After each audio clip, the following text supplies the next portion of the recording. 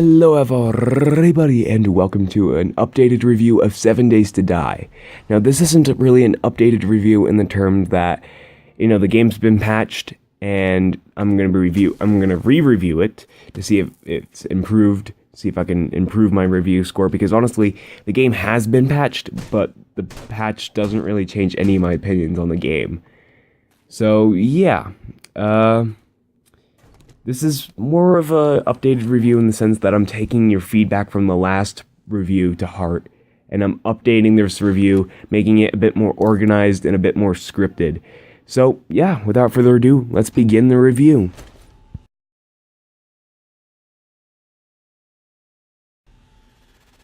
So the first part of this review is going to be talking purely about the graphics.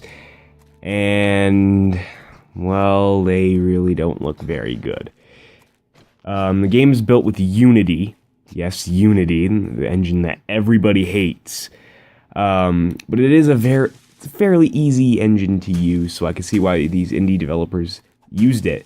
However, graphics-wise, it's not very good. It's, first of all, the textures look very muddy. They do not look good.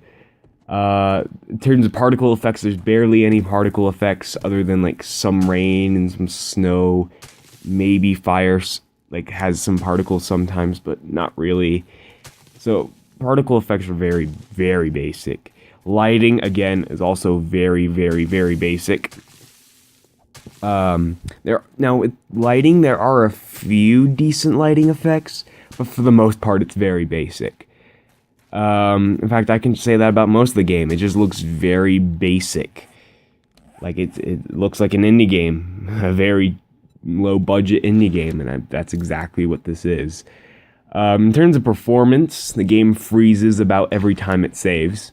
So, it freezes for about, a second, and then it stops. If you're playing it in split screen, the game will freeze for about, 10, maybe 15 seconds while it loads for the other player.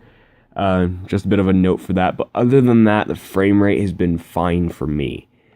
So overall, graphics just kind of get a 4 out of 10.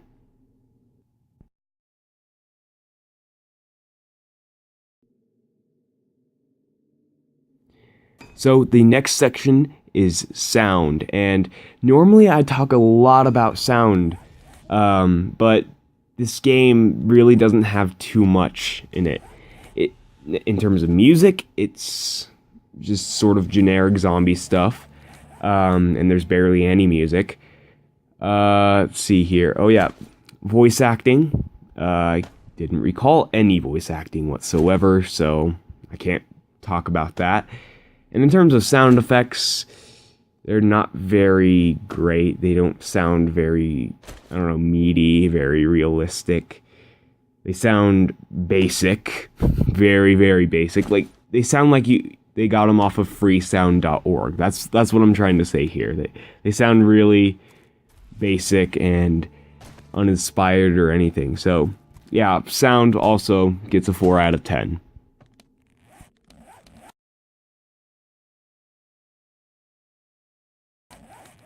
So, next up, we have gameplay. And this is really where I get to talk a lot about it. Because gameplay, in terms of gameplay, I have a lot to talk about in this game because this game has a lot of stuff going for the gameplay. It's kind of like if you mixed Minecraft with DayZ.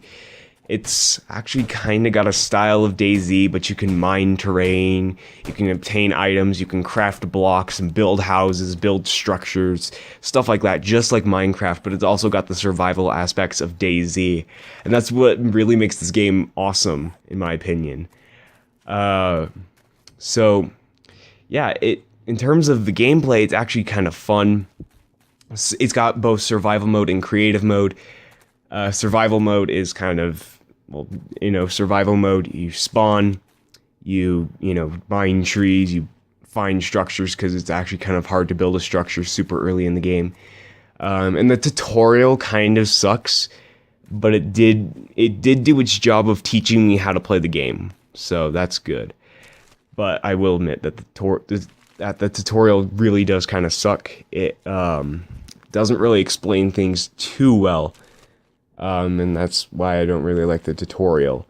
In terms of creative mode, the game is pretty much the same as survival mode, except that you have access to everything in the game, and you have infinite health and infinite sprint.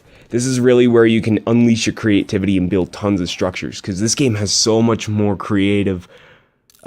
This game has so many more creative blocks in it for you to build structures, so you can build really amazing looking and realistic looking structures. It's actually really cool, the amount of freedom that this game gives you. And in terms of, you get infinite health, infinite sprint, just like always. It disables trophies or achievements if you're playing it on Xbox One. So that's something to note, but so did Minecraft. And creative mode is probably where I spent most of my time in the game, because I don't really like surviving that much. I like creative mode a lot. And in terms of multiplayer, the game has 2-player split screen and 4-player online co-op.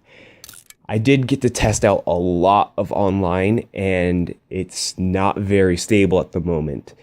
It constantly disconnects you from servers, and if it even connects you at all. So yeah, it's not very good.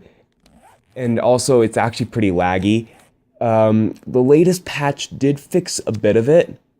They fixed the glitch where the level wasn't loading properly. If you join someone's world, sometimes the level doesn't load properly. It just kind of cuts off, and if you try to walk in that area, it has to freeze the game to load it. It seems like they fixed that. But other than that, it's really just the same as without the patch. So yeah, it's really kind of broken at the moment. But in terms of 2-player split screen, it's not very much better. It has some frame rate dips. It's not terrible though, and it is a lot more playable than the online multiplayer mode is, so I'll give them that.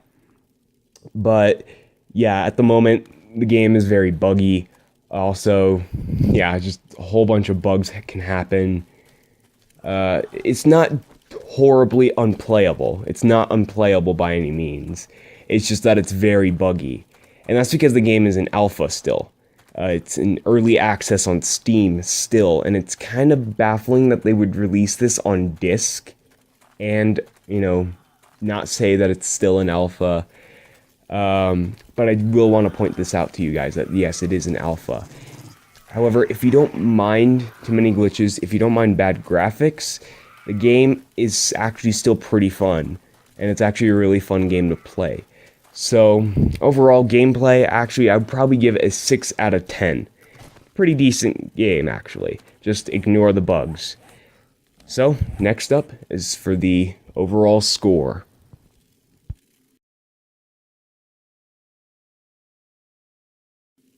So, overall, the bad graphics do kind of hold the game down a bit. The sound doesn't really hold it down, so I won't make the sound very much, it won't really affect the score too much, but the graphics will kind of affect it a little bit. But the main thing that affects the score is the gameplay, because if the gameplay isn't good, then it's not worth it. But thankfully the gameplay is about a 6 out of 10, but the graphics are a 4 out of 10. So I'd probably give it maybe a 5.5 out of 10. This game is just sort of average. Well, not average. It's kind of below average-ish. It's okay. But just excuse the glitches, and it's actually a pretty fun game. But yeah, actually, I was about to say without further ado, but this is the end of the review.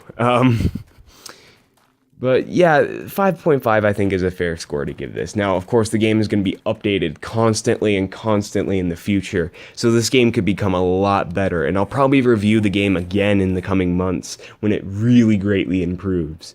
But for now, I'd probably give it a 5.5 out of 10. Is it worth $30?